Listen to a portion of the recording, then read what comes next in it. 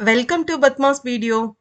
இன்னைக்கு நம்ம அப்பம் தாங்க பார்க்க போறோம். வெல்லம் சேர்த்து கோதுமை மாவு அப்பமும் சர்க்கரை சேர்த்து மைதா மாவு அப்பமும் எப்படி செய்யறதுன்னு பார்க்கலாம்.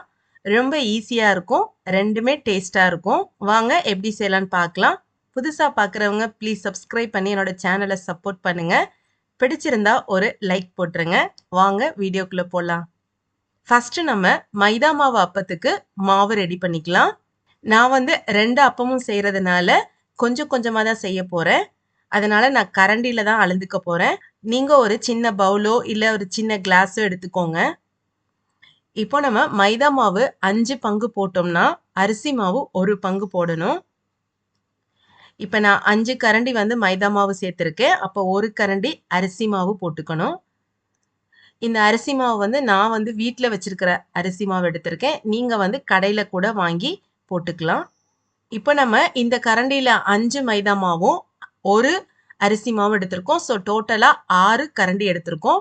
6 கரண்டிக்கு சர்க்கரை வந்து பாதி எடுத்தா போதும். அதனால நான் 3 கரண்டி சர்க்கரை எடுக்க போறேன். சப்போஸ் உங்களுக்கு கொஞ்சம் கூடுதலா வேணும்னா இன்னும் கூட 1 கரண்டி சேர்த்து போட்டுக்கலாம். அப்புறம் 1 கரண்டி வந்து துருவின தேங்காய், ஏலக்காய் பொடி, சோடா உப்பு கொஞ்சம், அப்புறம் பார்த்தீங்கன்னா உப்பு, இனிப்பு தான். கொஞ்சமா உப்பு போடும்போது இனிப்பை நல்லா தூக்கி கொடுக்கும். இப்போ இதை தண்ணி விட்டு கரைச்சிக்கணும்.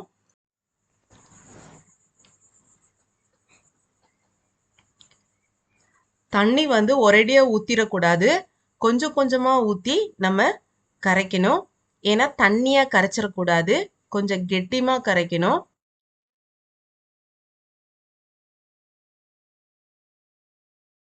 இதுல நம்ம சர்க்கரை போட்டிருக்கோம். அப்ப சர்க்கரை கரைஞ்சதுக்கு அப்புறமா கொஞ்சம் மாவு வந்து நீர்த்து போயிரும். அதனால நம்ம கலக்கி வைக்கும்போது கொஞ்சம் கெட்டியா கலக்கி வச்சோம்னா கொஞ்ச நேரம் கழிச்சு சர்க்கரை கரைஞ்சி கரெக்டான பதமா இருக்கும். நமக்கு தண்ணி வேணும்னா பின்னாடி கூட ஊத்திக்கலாம். இப்போ இந்த மாவை வந்து நம்ம ஒரு தட்டு போட்டு மூடி வச்சிடலாம். 15 நிமிஷம் அப்படியே இருக்கட்டும். அடுத்து வந்து நம்ம கோதுமை மாவு அப்பத்துக்கு மாவு ரெடி பண்ணலாம். அதுக்கு ஒரு சின்ன கிண்ணத்துல நான் 1 கப் வந்து கோதுமை மாவு எடுக்கிறேன். நம்ம எதுல அளந்தோமோ அதுலயே 1 கப் வந்து அரிசி மாவு எடுத்துக்கணும். வீட்ல இருக்க அரிசி மாவா இருந்தாலும் பரவாயில்ல, கடையில வாங்கின அரிசி மாவா இருந்தாலும் பரவாயில்ல. இப்போ இதுக்கு வந்துட்டு வெல்லம் எடுத்துக்கலாம். வெல்லம் வந்து இப்ப நம்ம 2 கப் மாவு போட்டிருக்கோம். அப்ப 2 கப் வெல்லம் எடுத்துக்கணும். ஆனா 1.5 கப் வெல்லமே கரெக்டா இருக்கும். நான் வந்து 1.5 கப் தான் எடுக்க போறேன். ஒருவேளை உங்களுக்கு வந்து நல்ல இனிப்பு தேவைப்பட்டுச்சுன்னா நீங்க 2 கப் கூட எடுத்துக்கலாம். நான் வந்து 1.5 கப் எடுத்துக்கிறேன். இப்போ இதுல வந்து கொஞ்சமா தண்ணி விட்டு கரைச்சிக்கலாம். அடுப்பை வந்து சிம்ல வச்சுக்கோங்க. பாகுலாம் வர வேண்டாம். வெல்லம் கரைஞ்சா போதும். வெல்லம் கரைஞ்ச உடனே நம்ம அடுப்பை ஆஃப் பண்ணிட்டு எடுத்துடணும். இதுல தூசி மண்ணெல்லாம் இருக்கும். அதை வந்து நம்ம வடிகட்டி எடுக்கிறதுக்காக தான் நம்ம கரைக்கிறோம். இப்ப நல்லா கரைஞ்சிருச்சு. இப்ப நம்ம எடுத்து வச்ச மாவுல இத வடிகட்டி சேர்த்துக்கலாம். நல்ல கரைசல் சூடா இருந்துச்சுன்னா நீங்க கொஞ்ச நேரம் ஆற வச்சுட்டு ஊத்திக்கோங்க. நான் ஆற வச்சுதான் ஊத்திருக்கேன்.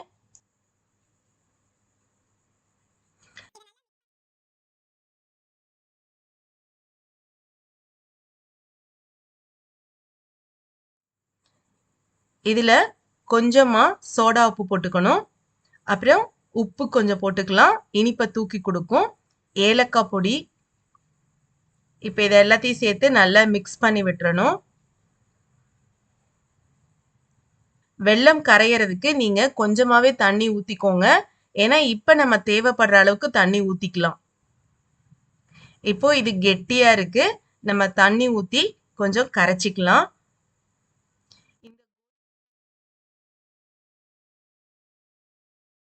நம்ம மைதா மாவு அப்பத்துக்கு திக்கா கரைச்சிருப்போம். பட் இதுக்கு வந்து கொஞ்சம் தண்ணியா கரைச்சி வச்சுக்கணும். ரொம்ப தண்ணியான்னு இல்ல, தோசை மாவு பதத்துக்கு கரைச்சிக்கலாம். மைதா மாவு அப்பத்துக்கு வந்து ஒரு இட்லி மாவு பதத்துக்கு கரைச்சிக்கலாம். கொஞ்சம் கொஞ்சமா தண்ணி விட்டு இதை நல்லா கரைச்சி வச்சுக்கலாம்.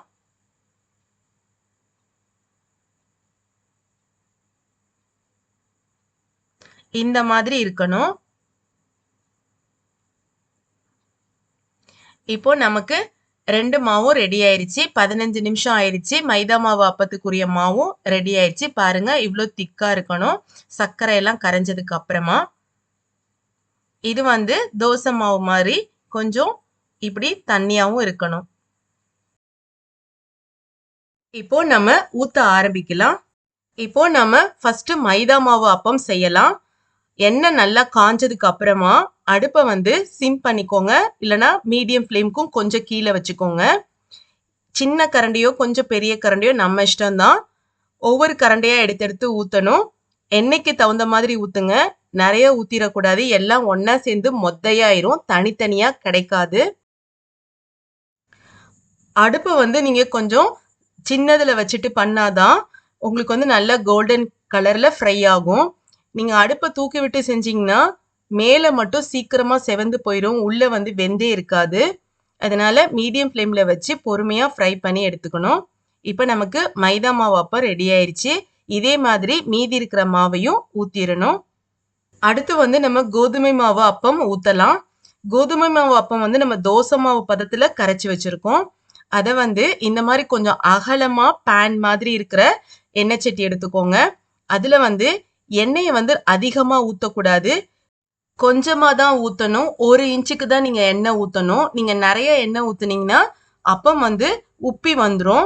நான் வந்து கோதுமை மாவு அப்பம் வந்து ரவுண்ட் ரவுண்டாக பண்ண போகிறேன். அதனால் நான் இந்த மாதிரி பண்ணுறேன். ஒருவேளை உங்களுக்கு மைதா மாவு அப்பம் மாதிரியே அதுவும் தேவைப்பட்டுச்சுன்னா கொஞ்சம் திக்காக கரைச்சிக்கோங்க. அப்போது உங்களுக்கு எண்ணெய் சட்டியில் ஊற்றுனீங்கன்னா கொஞ்சம் குண்டு குண்டாக கிடைக்கும். இப்போ நான் வந்து ரவுண்டாக செய்கிறதுனால கொஞ்சமாக எண்ணெய் ஊற்றி இந்த மாதிரி செய்கிறேன். இதுவும் நம்ம வெல்லம் சேர்த்திருக்கிறதுனால சீக்கிரமா செவந்து போயிரும். கருகி கூட போயிரும். அதனால அடுப்பை சிம்ல வச்சுட்டு பொறுமையா இதை நீங்க செய்யணும். இப்போ நம்ம ஒன்று ஒன்றா திருப்பி போடலாம்.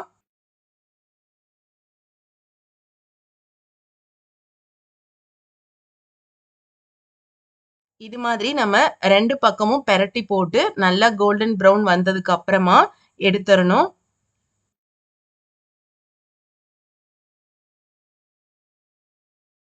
இப்போ ரெடி ஆயிடுச்சு. நம்ம எடுத்துடலாம். இதே மாதிரி நம்ம எல்லா மாவையும் ஊற்றி எடுத்துடணும். நீங்க பெருசா வேணும்னா பெருசா ஊத்திக்கலாம். சின்னதா வேணும்னா சின்னதா ஊத்திக்கலாம். நம்ம இஷ்டம்தான்.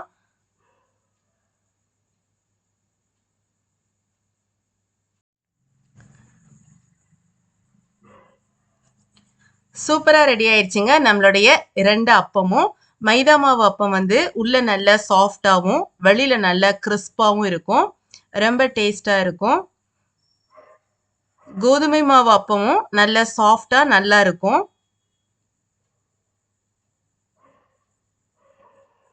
நீங்களும் இந்த மெத்தட்ல ட்ரை பண்ணி பாருங்க.